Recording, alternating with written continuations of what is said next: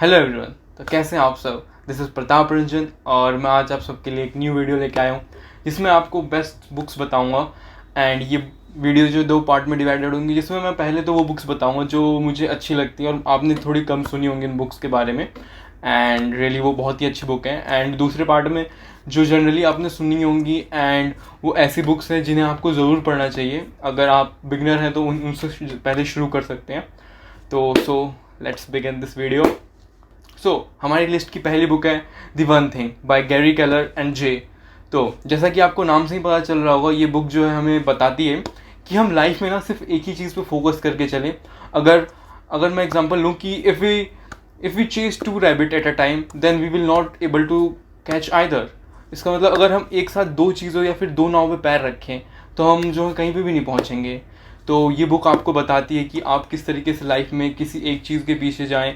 And काफ़ी सारे बताएं इन्होंने कि क्या क्या लाइज हैं जो सोच के चलते हैं कि ये सच्चाई है, बट वो एक्चुअली में एक लाई होता है। लाइक एग्जांपल हम सोचते हैं कि जो मल्टीटास्किंग है वो एक अच्छी चीज़ है, बट कई बार ऐसा होता है कि आप मल्टीटास्किंग में कई चीज़ें गलत कर देते हैं। एंड वो अगर आप उनको अलग अलग टाइम पे एक को प्रेफरेंस ज़्यादा देके कर रहे होते तो कम टाइम लेता, बट ऐसे में वो ज़्यादा टाइम ले रहा है। तो ये है। एंड आपको बताता है कि आप नो बोलना सीखें। अगर आप एक टाइम पे एक चीज़ को यस बोल रहे हैं तो उसी टाइम पे दूसरी चीज़ को भी नो बोल रहे हैं। तो ये नो जो है आप उन्हीं चीज़ को बोलें कि जो आपके लिए उस टाइम पे मैटर नहीं करती है। जैसे कि मतलब उतना प्रायोरिटी पे नहीं है आपके, जैसे कि कभी घूमने जा रहे हैं, ऐसे आप अपने दोस्तों को मना नहीं कर पा रहे हैं। तो ये बुक बताती है कि मतलब आपको अपनी प्रायोरिटी सेट करनी चाहिए एंड किस तरीके से नो बोलना सीखें एंड हमेशा हर चीज़ में यस ना बोलें। हमारी लिस्ट की दूसरी बुक है breaking the habit of being yourself by Joe Dispenza. तो इस बुक में क्या है, इस बुक में जो आपको है ना ये बताते हैं कि आप जो अपनी लाइफ में ना जितने भी काम कर रहे हैं उसमें सिर्फ 5% हैबिट जो आपको वो कॉन्शियस माइंड से कर रहे होते हैं, और जो 95% ऑफ डिसीजंस हैं आपकी लाइफ के वो आप सब कॉन्शियस माइंड से कर रहे होते हैं। लाइक आप सुबह उठते तो आपको ये नहीं, आप सोचते नहीं कि ब्रश करें या ये कर कुछ बात लें, वो आपके सबकॉन्शियस माइंड में फिट है कि आप जाके ब्रश करें एंड देन आगे की रूटीन फॉलो करें। तो इन्हीं आपके और आपके हैबिट में भी काफ़ी सारे ऐसे बैड हैबिट्स होंगी जिन्हें आप हटाना चाहते हो बट आप हटा नहीं पा रहे हो। तो ये बुक जो आपको उसी के बारे में सिखाता है कि आप उन हैबिट्स को कैसे कैसे चेंज करें। एंड जैसे कि अब्दुल कलाम जी ने कहा, you can not change your future but you can change your habit and definitely it can change your future. कि आप अपने हैबिट्स में थोड़े थोड़े चेंजेस 1% चेंजेस भी लाएंगे ना तो वो आगे चल के काफ़ी ज़्यादा बड़ा चेंज आपको दिखेगा। ये बुक काफ़ी ज़्यादा अच्छी है, मैं आपको रिकमेंड करूँगा कि इसे जाके पढ़ें। हमारी लिस्ट की अगली बुक है ego is the enemy by Ryan Holiday. इसमें आप जनरली देखेंगे कि किसी के भी लाइफ में ना 3 फेजेस होते हैं, एक एस्पायर, एक फेलियर और सक्सेस। एस्पायर जो होता है वो हसल का टाइम होता है, जब आप किसी चीज़ के लिए हसल कर रहे हो, मेहनत कर रहे हो, आप उसे पाना चाहते हो और आप उसे जब पा लेते हो तो वो आपका होता है सक्सेस वाला स्टेज, और अगर नहीं पाए तो फेलियर का स्टेज। तो ये बुक जो हमें सिखाती है कि आप तीनों स्टेज में किस तरीके से काम डाउन रहें और जब सक्सेस भी मिल जाए तो किस तरीके से ईगो में नहीं आए एंड अपने आप को कैसे सबके लिए हम्बल बना के रखें चाहे कोई भी स्टेजेस हो। तो ये बुक आपको उसके बारे में बताता है। एंड गंगीज खान ने भी कहा, if you can not swallow your pride then you can not lead. Means अगर आप अपने प्राइड को सॉलो नहीं कर सकते, आप अपने ईगो को कम नहीं कर सकते, तो आप जो कभी भी लीड नहीं कर सकते। So this is also a very great book, तो मैं आपको रिकमेंड करूँगा इसे भी जाके आप पढ़ें। Our next book is leader eats last by Simon Sinek. ये बुक जो आपको डिफरेंस बताती है कि एक बॉस और एक लीडर में क्या क्या डिफरेंस होते हैं। आपको जो बॉस जो होते हैं वो सिर्फ ऑर्डर्स देते हैं एंड एम्प्लॉयज़ के बारे में ज़्यादा सोचते नहीं हैं एंड काफ़ी चीज़ें, बट जो लीडर होता है वो अपने साथ पूरे ग्रुप को लेके चलता है एंड सबके ख्याल रखता है। इसमें काफ़ी सारे इवेंट्स भी जिसमें बताया गया कि किस तरीके से लीडर जो है एक्शंस लेता है और किस तरीके से एक बॉस उस जगह पे एक्शंस लेता है। एंड जो लीडरशिप क्वालिटी वो विद बॉर्न आती है एंड आप अपने सराउंडिंग से सीखते हैं कि लीडर कैसे बने। एंड ये कोई एक दिन का चीज़ नहीं है कि आप सीख रहे हैं कि कैसे लीडर बने या आपके, तो एज अ लीडर बहुत चीज़ें होती हैं। तो ये बुक आपको उन सब के बारे में बताता है कि एक लीडर की तरह कैसे रहें, एक लीडर कैसे रहता है, आपको उन सब चीज़ों के बारे में बताता है। तो हम अपनी लिस्ट में आगे बढ़ते हैं और हमारी लिस्ट की अगली बुक है wait how I write the email by Danny Rubin. आप जो है कई बार अपने ईमेल्स खोलते होंगे तो उसमें देखते होंगे बहुत सारी स्पैम्स आए रहते हैं, बहुत सारे ऐसे ईमेल्स होते हैं जिन्हें आप कभी नहीं खोलते, बट कोई कोई ईमेल्स जो होते हैं वो आपका अटेंशन ग्रैब कर लेते हैं, तो आप उन्हें क्लिक करते हैं। तो ये बुक उन्हीं चीज़ों के बारे में बताता है कि आप किस तरीके से एक ईमेल लिखें या कंटेंट राइटिंग करें जिससे कि आप किसी का भी अटेंशन ग्रैब कर सकते हैं। एंड अगर आप कॉर्पोरेट वर्ल्ड में हैं या फिर आप कोई बिजनेस कर रहे हैं तो ये बुक आपकी काफ़ी ज़्यादा हेल्प करने वाली है कि आप कैसे ईमेल करें। काफ़ी लोग जो अपने बिजनेस के लिए कोल्ड ईमेलिंग्स करते हैं तो उनके लिए ये बुक बहुत ही ज़्यादा अच्छी है। आप इसमें जान सकते हैं कि किस तरीके से ईमेल लिख, ताकि जो आपके टारगेटेड ऑडियंस है वो जाके उन्हें चेकआउट करें एंड ईमेल्स आपके पढ़े एंड आप अपनी लाइफ में ग्रो करें। एंड और भी बहुत चीज़ें बताती है हमें कि हमें कुछ भी चीज़ कैसे राइट करना चाहिए, किस वे में करना चाहिए, लोगों का क्या माइंडसेट होता है किसी भी फ्रेज़ को पहले देखते हैं तो। So you should definitely check this book. And ये बुक्स थी जो मैं पर्सनली रिकमेंड करता हूँ। अब हम चलते हैं अपने लिस्ट के नेक्स्ट पार्ट पे, जिसमें मैं आपको वो बुक्स बताऊँगा जो आपने कई बार, अगर आप रेगुलर रीडर हैं तो आपने कई बार सुन रखा होगा उन बुक्स को, बट अगर आप अपनी बुक रीडिंग की जर्नी शुरू करना चाहते हैं तो आप इनसे शुरू कर सकते हैं। ये काफ़ी अच्छे बुक्स हैं एंड मैंने जो रिकमेंड करूँगा कि आप इन्हें एक बार पढ़ें। तो इस लिस्ट की हमारी पहली बुक है rich dad and poor dad by Robert कोसाकी।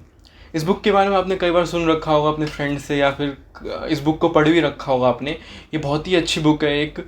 And इस बुक में जो आपको फाइनेंशियल नॉलेज मिलता है, ऑथर जो वो बताते हैं कि किस तरीके से उसके फ्रेंड के जो पिता जो काफ़ी रिस्क थे उनके माइंडसेट में और उनके फादर के माइंडसेट में क्या डिफरेंस था। एंड वो रैट रेस के बारे में बताते हैं कि किस तरीके से आज की दुनिया जो है एक रैट रेस में पड़ गई, एक जॉब एंड ऐसे एक रेस की तरीके से अपनी लाइफ को रेस बना लिया है। इन सब के बारे में बताया गया है कि आप उस रेस से कैसे निकल सकते हैं, उस पूरे सर्कल से कैसे निकल सकते हैं। ये बुक उसके बारे में है, तो इसे ज़रूर पढ़ें एक बार। सो हमारी नेक्स्ट बुक है Ikigai by Hector Garcia and Francis. ये बुक जो है ना, ये बुक बताती है कि आपके अपने लाइफ का क्या पर्पस है, आप उसे कैसे फाइंड कर सकते हैं। ऑथर जो है इसमें एक पाई चार्ट या फिर कह लें हम एक सर्कल ग्राफ से ही बताने की कोशिश करता है कि आप क्या चीज़ लाइक करते हैं, किस चीज़ से आप अर्न कर सकते हैं, क्या चीज़ आपका पैशन है एंड ऑल। तो ये बुक काफ़ी अच्छी है। इसमें एक एग्जांपल भी दिया है जापान के एक आइलैंड का, जहाँ के लोगों की आम लोगों से ज़्यादा वो लाइफ लॉन्ग होते हैं, वो ज़्यादा दिनों तक जी सकते हैं क्योंकि वो अपनी लाइफ के पर्पस को एकदम स्टार्टिंग में ही फाइंड कर लेते हैं एंड वो अपने गोल को जानते हैं अपने। तो इस चीज़ से वो अपने लाइफ को काफ़ी ज़्यादा अच्छे से हैपनिंग तरीके से जीते हैं। तो इस बुक में आपको काफ़ी कुछ जानने के लिए मिलेगा, काफ़ी ज़्यादा अच्छी नॉलेज मिलेगी आपको।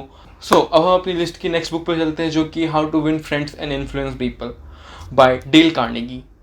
ऑथर जो इस बुक में बताने की कोशिश करते हैं कि आप किसी के सामने वाले का माइंडसेट कैसे जान सकते हैं। अगर कोई काम आपको सामने वाले से करवाना है तो आपको ये नहीं देखना होगा कि आपको क्या पसंद है, आपकी क्या हैबिट्स एंड ऑल हैं। आपको सामने वाले की जानने की कोशिश करनी चाहिए, उसको क्या पसंद है एंड उसकी क्या लाइकिंग्स है, उसकी तरह तभी आप अपना काम करवा पाएंगे। एंड इसमें नॉर्मल कन्वर्सेशंस के बारे में बताया गया किस तरीके से आपको लोगों को ग्रीट करना चाहिए।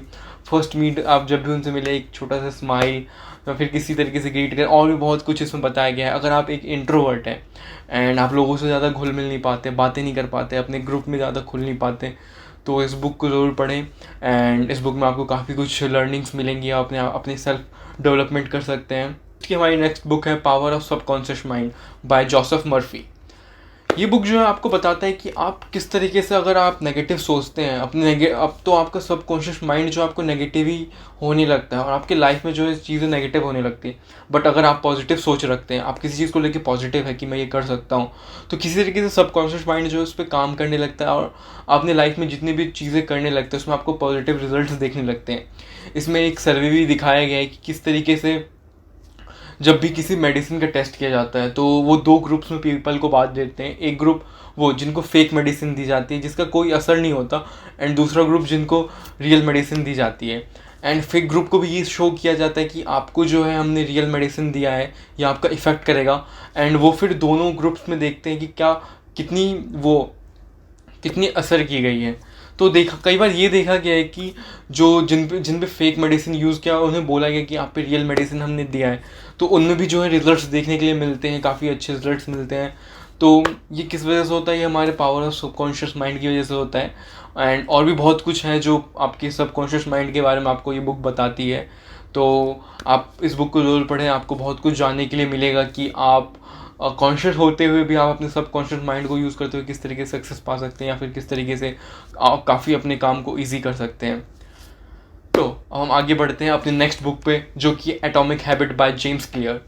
एटॉमिक हैबिट जो है, ये आपके लाइफ में जो हैबिट्स जो बन चुके हैं और आप उनको अगर चेंज करना चाहते हैं तो वो उस तरीके से वो आपको तो उसी के बारे में ये बुक बताता है कि आप उनको कैसे चेंज कर सकते हैं, किस तरीके से फ्लो में जा सकते हैं। इस बुक में जो है एक एग्जांपल भी दिया गया है एक साइकिलिंग रेस टीम की, जो हमेशा से सारी रेस हारते आ रही थी, और जो उनकी साइकिल की जो कंपनी थी जो उन्हें साइकिल प्रोवाइड करती थी, बाईसाइकिल प्रोवाइड करती थी, उन्होंने मना कर दिया कि हम इन्हें साइकिल्स नहीं देंगे, हमारी रेपुटेशन डाउन हो रही। तो सोच सकते हैं कि आप उनकी कितनी बुरी हालत होगी। देन उसके बाद एक नए कोच आते हैं जिनका मानना ये था कि 1% इम्प्रूवमेंट, जिसका मतलब ये होता है कि आप छोटे से छोटा इम्प्रूवमेंट भी उनके हैबिट में देख करें या फिर उनके लाइफस्टाइल में करें, जिससे काफ़ी बड़े रिजल्ट्स आते हैं। तो उन्होंने काफ़ी कुछ चेंजेस किया, उनके आई ड्रॉप्स तक से लेके जो उनके साइकिल के चेन में ऑयल तक डलता है, उन सब चीज़ों को उन्होंने चेंज किया, उनके सूट्स को चेंज किया, उन्होंने सीट्स को, उनके मैट्रेसेस, पिलो एंड सब चीज़ों को उन्होंने उसमें 1% इम्प्रूवमेंट लाने की कोशिश की। और इनका उन्होंने बाद में रिजल्ट्स भी देखा, ओलंपिक्स एंड वर्ल्ड रिकॉर्ड भी इन्होंने सेट किए। जो टीम पहले रेस जीत तक नहीं पाती थी वो अब ओलंपिक्स जीत रहे हैं, गोल्ड्स एंड ऐसे बहुत सारे एग्जांपल्स दिए गए हैं इस बुक में, किस तरीके से आप अपने हैबिट्स को चेंज कर सकते हैं एंड लाइफ में अपने काफ़ी बड़े बड़े इम्पैक्ट आपके उससे पढ़ सकते हैं एंड काफ़ी अचीवमेंट आप ला सकते हैं। तो अब हम अपनी लिस्ट में आगे बढ़ते हैं, और ये इस लिस्ट का लास्ट बुक है द एल्केमिस्ट बाय पॉल क्लेहो। इस बुक में जो एक स्टोरी है वो आपको ये बताता है कि अगर आप अपने लाइफ में कुछ शिद्दत से चाहते हैं तो पूरी कायनात आपको मिलाने में जुड़ जाती है। ये आपने डायलॉग सुना भी होगा। शिद्दत से मैंने तुम्हें पाने की कोशिश की है कि हर जर्रे ने मुझे तुमसे मिलाने की साजिश की है। कहते हैं अगर किसी चीज को दिल से चाहो तो पूरी कायनात उसे तुमसे मिलाने की कोशिश में लग जाती है। तो यही है कि इसमें जो एक शेफर्ड होता है वो एक ड्रीम देखता है कि एक पिरामिड के नीचे ट्रेजर है और वो उसे ढूंढने के लिए निकल जाता है। और उसकी स्टोरी में आपको काफ़ी कुछ सीखने के लिए मिलेगा कि कैसे कितने भी चैलेंजेस आ जाए लाइफ में, बट आपका जो गोल है, आपका जो एम है, उस पर आपको कंसिस्टेंट रहना है, उसी पे टिके रहना है। नया काफ़ी सारी मुश्किलें आती हैं एंड काफ़ी कुछ आपको सीखने के लिए मिलेगा इस बुक से। आप एंड ज़रूरी नहीं है कि आप इन सब की हार्ड कॉपी लें या बुक लें, आप इनके PDF भी पढ़ सकते हैं इन बुक्स के, या ऑडियो बुक पढ़ सकते हैं। आप कभी ट्रैवल कर रहे हैं या फिर किसी लाइन में खड़े हैं, बहुत लंबी लाइन है, बहुत वेटिंग टाइम है, तो आप सिंपल अपने ईयरफोन्स लगा के आप ऑडियो बुक सुन सकते हैं, अपने टाइम को इफेक्टिवली यूज़ कर सकते हैं। मैं भी जनरली करता हूँ। यहाँ पे कुछ बुक्स भी देख रहे होंगे आप, कुछ बुक्स कलेक्शंस हैं मेरे और भी हैं, एंड मैं जनरली ऑडियो बुक भी सुनना पसंद करता हूँ, क्योंकि उसमें आप कुछ काम करते हुए भी या फिर अगर आप नॉर्मल बैठे हुए हैं तो आप उनको सुन सकते हैं एंड कर सकते हैं। So that's for this video, bye bye, मिलते हैं नेक्स्ट वीडियो में। अगर आपको ये वीडियो पसंद आई तो please hit the like button and subscribe my channel. Thank you.